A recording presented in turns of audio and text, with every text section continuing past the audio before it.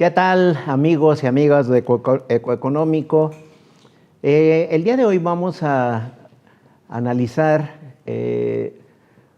una información que recientemente acaba de dar a conocer el Instituto Mexicano para la Competitividad, que vale la pena reflexionar, sobre todo poniéndolo en perspectiva, revisando en términos generales en este análisis de hoy algunos de los componentes de este indicador de competitividad estatal 2025, que pues hay muchísimas particularidades y hay un conjunto de elementos de análisis desde el punto de vista económico, desde el punto de vista social, desde el punto de vista de las partes que están vinculadas al tema educativo, a la salud, a los entornos, en la parte ecológica, a la movilidad, a la infraestructura urbana y rural en general. Es decir, hay muchísimos aspectos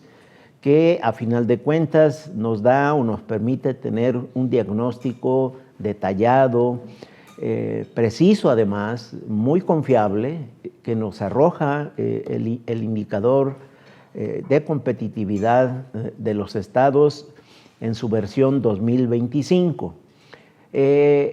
Al análisis solamente habría que contextualizar que las entidades federativas del país son un mosaico de realidades complejas en la parte económica y en la parte social. Es cierto, hay, digamos, pisos muy disparejos en la realidad económica de México que pues pone en distintas condiciones el desarrollo local, el desarrollo regional. Estamos hablando en sentido estricto de que hay muchos Méxicos al interior del país con desigualdades, con heterogeneidades, obviamente con desigualdades en términos económicos, pero con una alta presencia de pobreza y desigualdad en el ingreso de los hogares. Y hay condicionantes, factores que limitan en mucho pues, el desarrollo de entidades federativas que padecen problemáticas vinculadas a la inseguridad pública, a la educación, al mercado de trabajo, donde hay mucha precariedad en muchas de ellas, y a los climas locales enrarecidos para propiciar la atracción de inversión productiva en dichos espacios. Esto es muy relevante porque justamente el indicador de competitividad estatal que da a conocer el Instituto Mexicano para la Competitividad en su versión 2025, pues nos permite tener estos pormenores, diagnóstico de la situación de las entidades federativas y las capacidades para generar, atraer y retener inversión y talento es muy importante. Es decir, hay un conjunto de factores que pueden permitir, pueden limitar, pueden hacer mucho más fácil o por lo menos allanar los caminos para generar procesos de desarrollo más articulados, más constantes, que les permita a las entidades generativas generar los bienes necesarios para la población. En la métrica de este indicador, que el día de hoy vamos a comentar sus resultados, la referencia es, hay 53, la utilización metodológica, 53 indicadores, 6 subíndices y obviamente incluye a las 32 entidades federativas con sus distintas dimensiones coyunturales y estructurales a nivel estadístico, en donde se utiliza en algunos casos el comportamiento tendencial de las variables, pero sobre todo cerrando la información del 2023 y el 2024. Esto es el marco en el cual tenemos los resultados del Índice de Competitividad Estatal 2025. Pasamos a ver los resultados que nos parece que ilustra lo que a nivel contextual hemos planteado. La entidad que tiene muy alta competitividad es la Ciudad de México. Ocupa la primera posición en el ranking de la medición de este indicador. Diríamos que es una ciudad sobresaliente en materia de competitividad, y esto implica que hay una conjunción de los factores a los cuales haremos referencia. Y luego hay 3 entidades federativas con alta competitividad, que es el caso de Baja California Sur en la segunda posición, Nuevo León en la tercera posición y Jalisco en la cuarta posición nacional.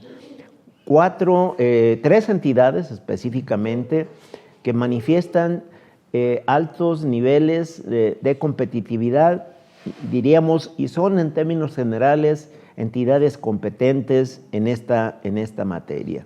2 del norte, como se darán cuenta, y una entidad, el caso de Jalisco, de occidente.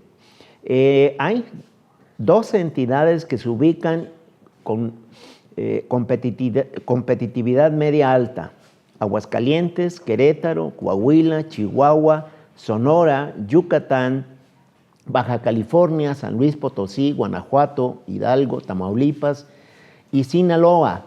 Destacamos nada más aquellas que tuvieron movimientos importantes en el indicador. Por ejemplo, Coahuila baja 4 posiciones en esta medición respecto al índice de 2024. San Luis Potosí sube 6 posiciones en el indicador. Guanajuato sube 9 posiciones y el estado de Hidalgo sube 11 lugares en el indicador de referencia. Son los grandes movimientos que se dieron en el índice en el 2025. Y luego tenemos 12 entidades federativas con competitividad media-baja, que es el caso de Tlaxcala, Colima, Campeche, Durango, Quintana Roo, Nayarit, el Estado de México, Puebla, Tabasco, Veracruz, Morelos y Zacatecas. Los grandes movimientos de estas 12 entidades federativas, que podríamos decir son de débil competitividad, de acuerdo a esta métrica. En los grandes movimientos están: Tlaxcala sube 6 posiciones, Campeche baja 8 posiciones en el indicador, Quintana Roo 6 posiciones, baja posiciones en la medición, y Puebla sube 4 posiciones. Bueno, también está Tabasco, que baja 5 posiciones en la medición de este índice de competitividad. Luego tenemos a 3 entidades federativas de baja competitividad. Estamos hablando del lugar 29, 30 y 31 entre las entidades federativas en el ranking que evalúa el INCO. En el lugar 29 está Michoacán, con baja competitividad. El 30 está Oaxaca y el 31 está Guerrero. Diríamos, para que se entienda en la medición, son entidades que expresan en este índice, digamos, un desempeño mediocre en materia de competitividad. Y bueno, el lugar 32, que lo ocupa Chiapas, pues es en términos de medición muy baja competitividad, y en términos de la traducción económica de este indicador, diríamos, es una entidad no competente en materia de competitividad. Esos son los resultados en términos generales que nos permite, repito, tener una ubicación puntual de las condiciones económicas, sociales y de desarrollo en general de las entidades federativas. Podríamos destacar cuáles son las entidades más competentes y menos competitivas, para ser más puntuales, en este indicador en el 2025. Las entidades más competitivas son 4: la Ciudad de México, Baja California Sur, Nuevo León y Jalisco. Pero aunque ya lo indicamos en el resultado general, habría que señalar cuáles son los componentes o los subíndices que les permitió ubicarse en las posiciones que acabamos de comentar. La Ciudad de México destaca en los subíndices de innovación y economía, infraestructura, sociedad y medio ambiente. En esas tres subíndices, la Ciudad de México ocupa la primera posición.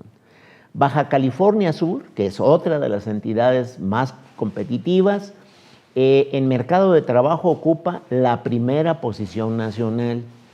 Luego, Nuevo León, en mercado de trabajo, ocupa la tercera posición nacional. Jalisco, la segunda posición nacional en innovación y economía.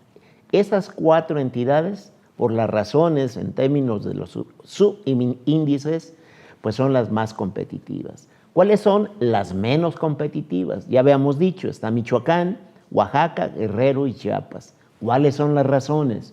En el caso de Michoacán, en el subíndice Sistema Político y Gobierno, ocupa el lugar 32 del país, en ese componente.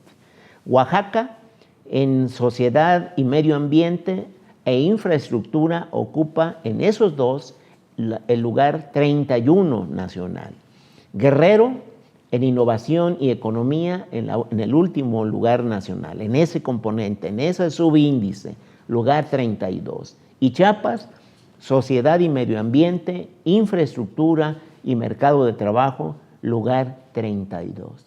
Si se dan cuenta, ahí están las razones en términos de componentes por qué son las entidades o esos grandes contrastes entre entidades más competitivas y estados menos competitivos.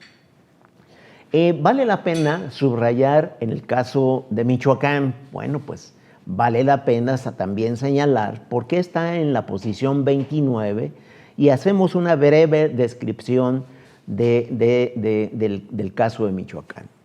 Fíjense, en el subíndice derecho, ¿no? Derecho no de irse chueco, sino derecho en términos de normatividad, de leyes y demás, ocupa la posición 10, es decir, temas principalmente que están vinculados a la seguridad pública. Y ahí uno entiende, bueno, por qué hay ciertos razonamientos que están vinculados a esto. Tiene también que ver con certidumbre, evidentemente. Sociedad y medio ambiente ocupa el lugar 30, es decir, temas que están vinculados a enfermedades y a servicios de salud. En innovación y economía ocupa el lugar 18, es decir, temas vinculados o relacionados a crecimiento económico, sectores de innovación, conexión internacional y diversificación económica. Michoacán ocupa el lugar 18. En infraestructura, condiciones generales para el desarrollo, el lugar 23, que está relacionado a temas de conectividad por internet, dispositivos móviles, movimientos aéreos de pasajeros y carga. Michoacán ocupa el lugar 23. Mercado de trabajo ocupa el lugar 24, es decir, las condiciones laborales en el mercado formal y en el mercado informal, donde sabemos que hay un nicho de precariedades muy acentuadas que hemos comentado en este espacio. Y en el sexto subíndice está Sistema Político y Gobiernos, ocupa el lugar 32, el último lugar en el país, que tiene temas que están vinculados a la hacienda pública, corrupción y participación ciudadana. En estos componentes y en estos subíndices que implica la métrica del índice de competitividad, Michoacán ocupa el lugar 29. Es decir, ahí se está mostrando de manera muy específica, muy puntual, la capacidad para generar, atraer y retener inversión y talento que este es el sentido de la medición de este indicador. Obviamente hay lecturas y quisiéramos solamente destacar 3 aspectos relevantes para poder hacer frente de manera muy específica, de manera muy puntual, qué es lo que se debe atender para estar en mejores condiciones en materia de competitividad.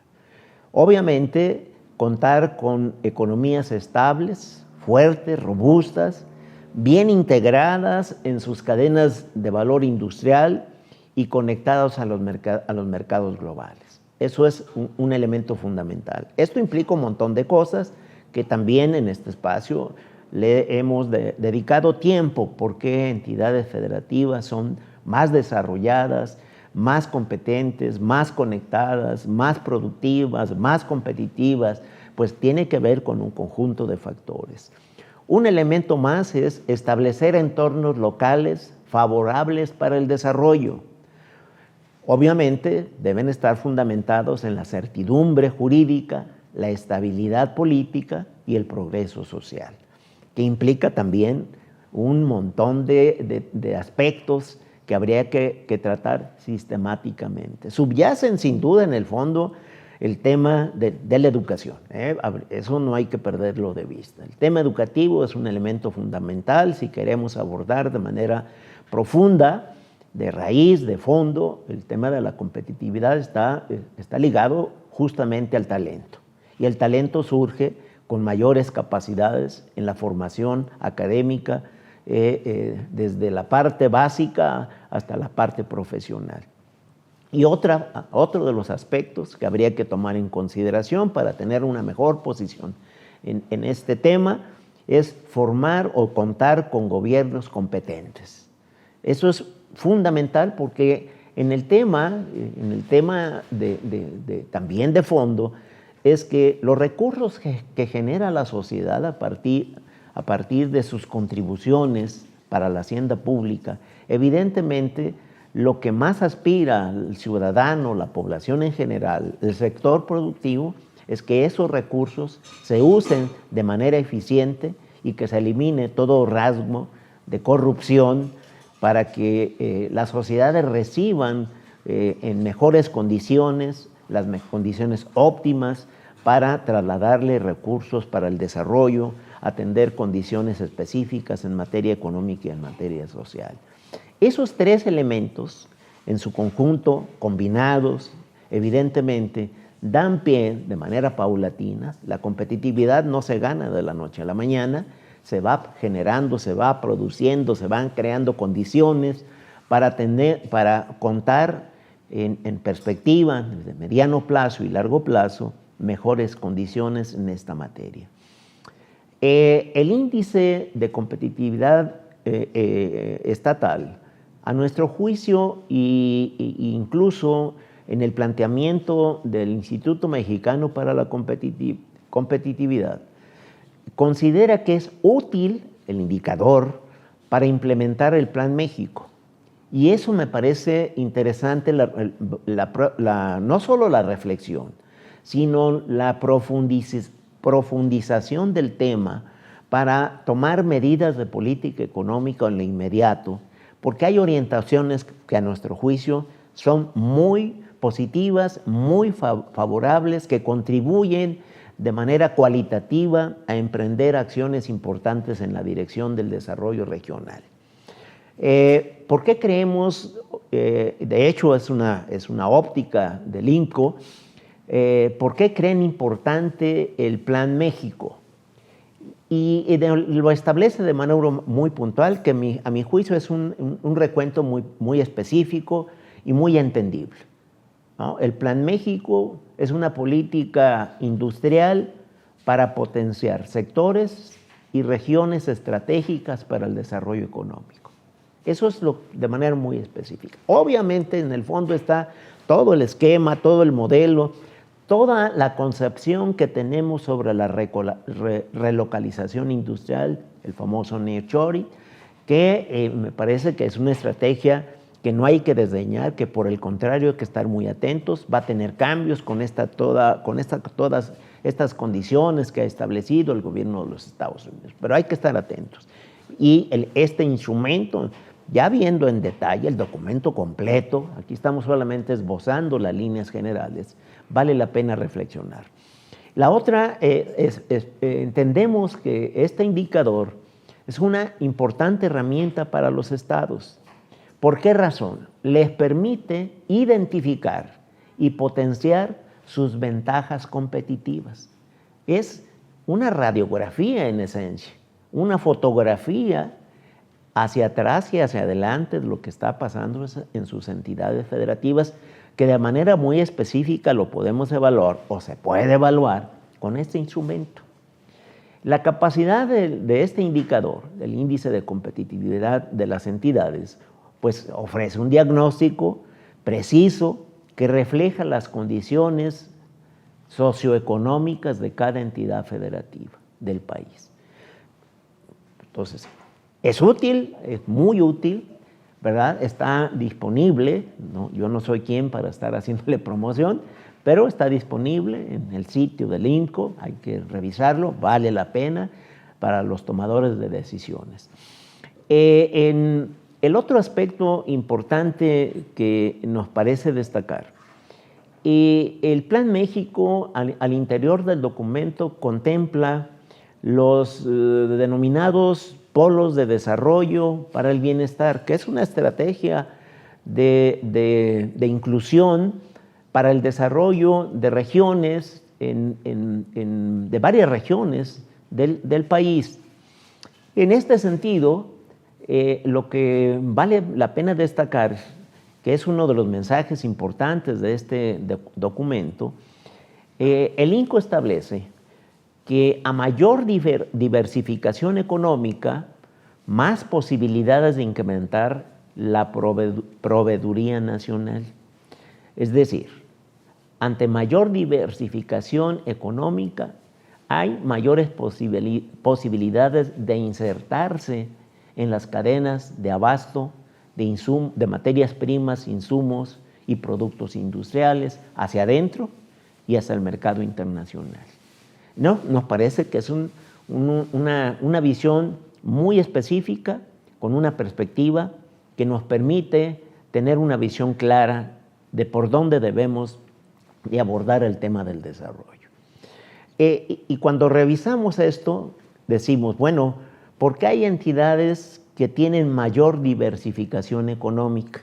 Y por qué hay entidades que tienen menos diversificación económica. En el sentido que entre más diversificado, tienen mayores capacidades de articulación interna hacia las regiones, hacia el país y mejor conexión económica hacia afuera. Bueno, la Ciudad de México tiene 943 sectores presentes, ¿sí? Es decir, hay una diversificación, sectores y ramas específicas vinculadas a crear una amplitud, un abanico en su diversificación. Jalisco, la segunda ciudad, la segunda ciudad en este marco, 929 sectores presentes, y el Estado de México, 929. Esas tres entidades son las más diversificadas. Las destacamos, hay más evidentemente, pero esas son tres de las entidades más diversificadas y está vinculado por los sectores presentes en el proceso económico. Y luego hay entidades con menos diversificación económica. Está Colima con 711 sectores presentes, Baja California Sur 692 y Campeche 671. Ahí tenemos la radiografía de entidades más diversificadas y entidades menos diversificadas. El mensaje que nos permite hacer una reflexión amplia es que los estados del país deben de ver esta posibilidad, sobre todo tratando de sacarle el mayor provecho a la estrategia de polos de desarrollo para el bienestar. Un proceso de construcción que habría que acelerar porque el nivel o el grado de maduración evidentemente requiere de tiempo. Cerramos con nuestras recomendaciones de siempre. Síganos en Ecoeconómico, el espacio para mantenerse al tanto de decisiones informadas y oportunas. Recuerde, cuídese mucho.